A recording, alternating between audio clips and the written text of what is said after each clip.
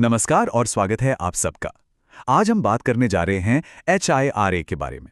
इसका पूरा नाम है hazard identification and risk assessment. अब ये सुनने में थोड़ा टेक्निकल लग सकता है, लेकिन यकीन मानिए ये वो मजबूत नींव है जिस पर किसी भी वर्कप्लेस की सेफ्टी टिकी होती है। तो चलिए साथ मिलकर समझते हैं कि आखिर ये है क्या और ये काम कैसे करता है।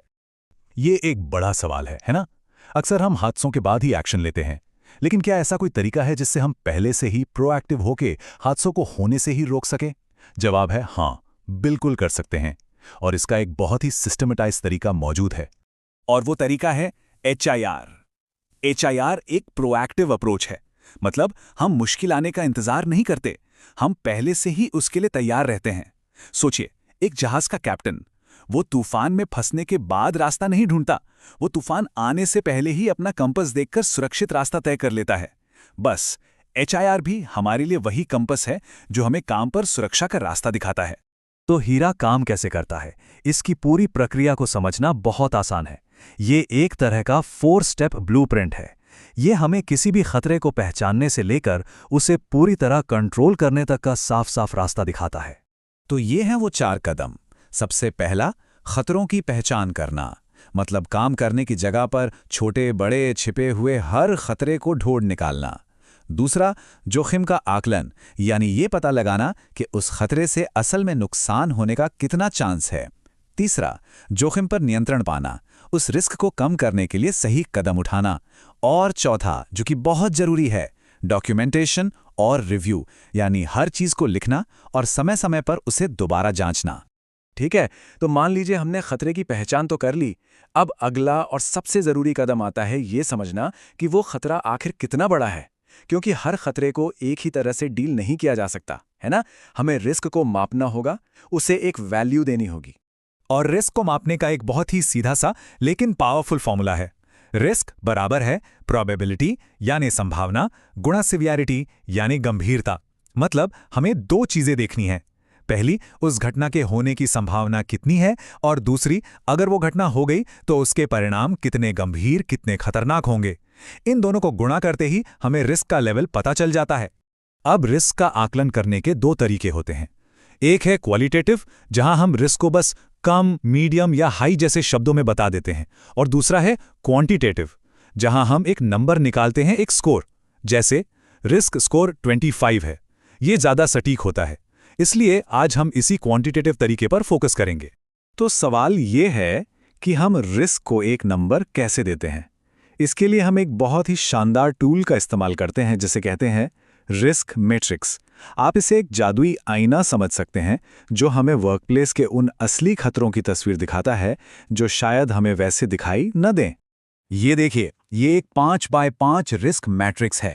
ऊपर वाली लाइन में दुर्लभ से लेकर लगभग निश्चित तक किसी घटना के होने की संभावना है, जिसे 1 से 5 तक रेटिंग दी गई है। और साइड वाले कॉलम में नगण्य से लेकर विनाशकारी तक उस घटना की गंभीरता है, जिसे भी 1 से 5 की रेटिंग दी गई है। अब जब हम संभावना और गंभीरता को मिलाते हैं तो हमें एक स्कोर मिलता है। जैसे संभावित यानी 4 और प्रमुख यानी 4, तो स्कोर हुआ 16, जो कि एक उच्च जोखिम है। ये एक तरह का सेफ्टी थर्मोमीटर है। चलिए एक छोटा सा उदाहरण देखते हैं।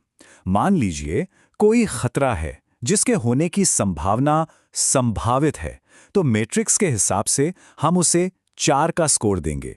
और मान लीजिए कि अगर वो खतरा सच हो गया तो उसके परिणाम विनाशकारी हो सकते हैं, तो गंभीरता को हम 5 का स्कोर देंगे, जो कि सबसे ज्यादा है। तो अब हमारा रिस्क स्कोर क्या हुआ? सीधा सा हिसाब है। संभावना जो कि 4 है, उसे गंभीरता जो कि 5 है से गुणा कर देंगे। तो 4 गुणा 5 हुआ 20। अब मैट्रिक्स में देखिए, 20 का स्कोर अत्यधिक जोखिम वाली कैटेगरी में आता है। इसका मतलब है इस खतरे को नजरअंदाज नहीं किया जा सकता, इस पर तुरंत एक्शन लेना होगा। चलिए, अब थ्योरी बहुत हो गई, अब इसे असल दुनिया में काम करते हुए देखते हैं। एक असली केस स्टडी से समझेंगे कि ये पूरी HIR प्रक्रिया आखिर काम करती कैसे है। हमारी केस स्टडी है एक बंद या सीमित जगह में हॉट वर्क करना, जैसे कि वेल्डिंग का काम।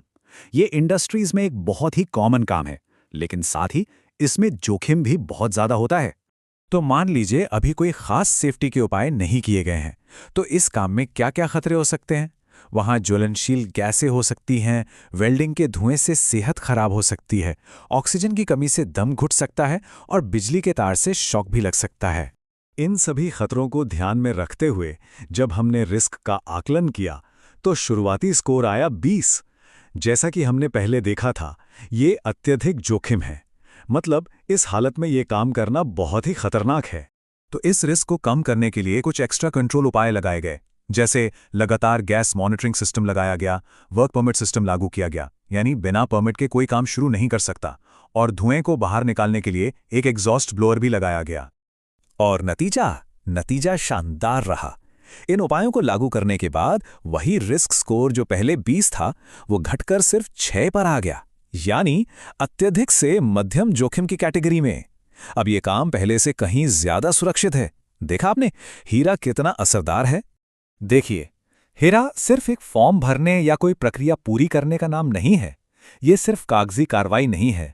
असल में ये वर्कप्लेस पर सुरक्षा को लेकर हमारी सोच, हमारी मानसिकता को बदलने के बारे में है।